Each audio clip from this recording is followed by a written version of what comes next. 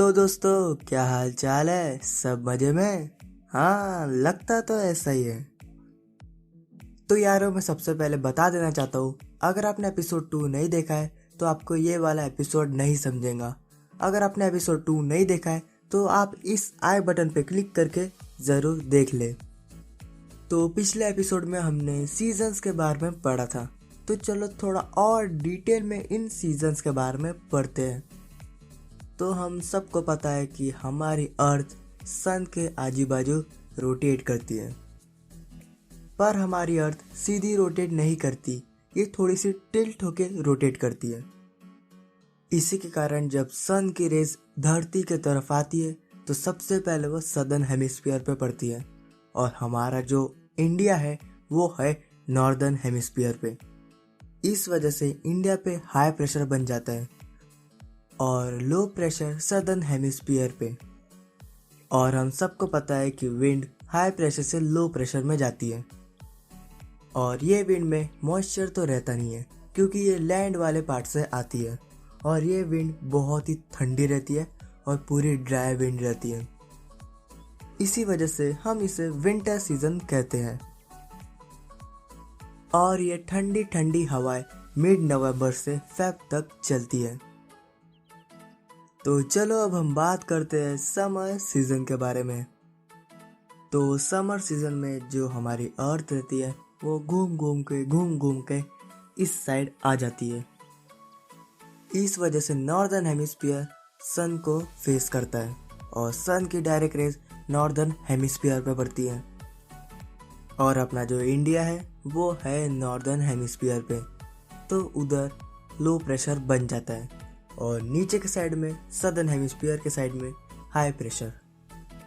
और जब low pressure बनता है तो बहुत ही गर्मी चालू हो जाती है, और इस गर्मी में एक अलग सा स्ट्राइकिंग फीचर रहता है जिसका नाम है लू। ये ज़्यादा कुछ नहीं, बस गरम गरम हवाएं रहती है। ये वो वाली गरम गरम हवाएं नहीं रहती है जो तुम सोच रहे हो। इस लू के वजह से आप बीमार भी पड़ सकते हैं। इस सीजन में डस्ट और स्टॉर्म आना बहुत ही कॉमन है, और कभी कभी हेल्स की भी बरसात हो जाती है। और वेस्ट बंगाल में इन्हीं स्टॉर्म्स को काल बैसाखी कहते हैं।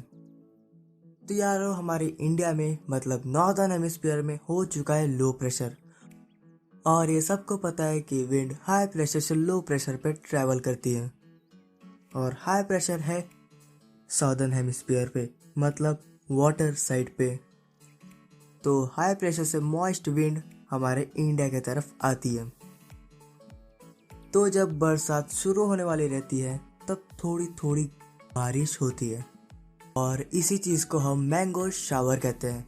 हम मैंगो शावर इसलिए कहते हैं क्योंकि इस टाइम पे आम पकने चालू हो जाते हैं। तो चलो अब हम बात करते हैं एडवांसिंग मॉनसून के बारे में, मतलब रेनी सीजन के बारे में। तो जैसे ही रेनी सीजन आता है तो वो ट्रेड विंड्स को अट्रैक्ट करता है। ये ऐसी विंड है जो 30 किलोमीटर पर आवर के स्पीड से चलती है। तो यारो, जैसे ही एडवांसिंग मॉनसून या फिर कहो रेनी सीजन आता है तो इसी के साथ एक अलग सा फिनोमेनन भी आता है जिसका नाम है ड्राई एंड वेट स्पेल्स। मतलब जब बारिश लगातार 3-4 दिन तक चलती है तब हम इसे वेट स्पेल कहते हैं।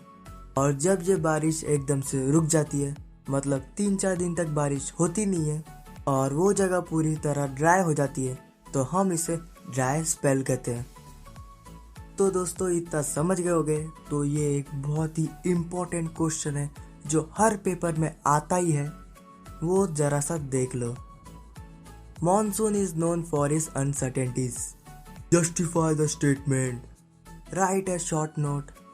तो अगर आपको इस टाइप का क्वेश्चन आ गया तो आपको ये जो स्क्रीन पे जो पॉइंट्स दिख रहे हैं वो लिख देना। तो चलो अब हम बात करते हैं रिट्रीटिंग मॉनसून की।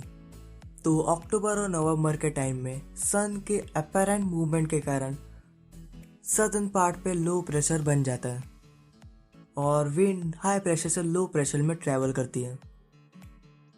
तो जब यह विंड ट्रैवल करती है तो थोड़ी थोड़ी बारिश भी लगती है और थोड़ी गर्मी भी। और इस टाइम पे टेम्परेचर थोड़ा सा अलग सा रहता है। सुबह के टाइम में बहुत गर्मी रहती है और रात को मस्त कूल कूल टेम्परेचर रहता है।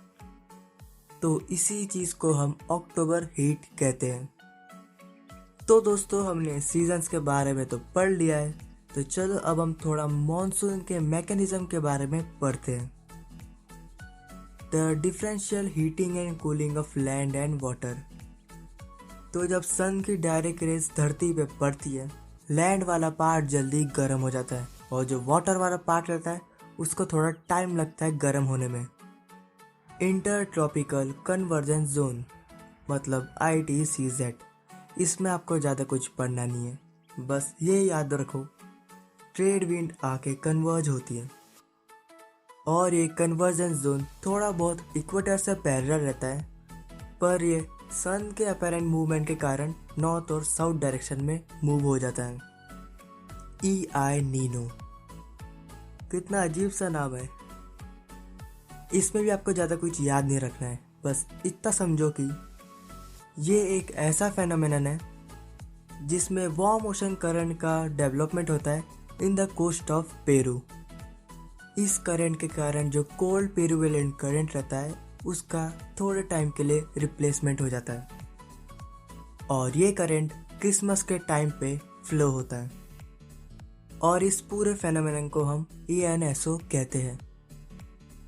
इससे रिलेटेड एक और चीज़ है, जब वेस्टर्ली जेट स्ट्रीम और ईस्टर्ली जेट स्ट्रीम फ्लो होती है समर के टाइम में, इस कंडीशन को हम सदर्न ऑसिलेशन कहते हैं, यानी कि SO। तो यारो होता है हमारे इस चैप्टर का डी एंड। अगर आपको और कोई चैप्टर चाहिए होगे तो कमेंट सेक्शन में बता देना। तो दोस्तों अगर आपको वीडियो अच्छा लगा होगा तो वीडियो को लाइक कर देना, शेयर कर देना, सब्सक्राइब करना मत भूलना। तो चलो मिलते हैं अगले वीडियो पे।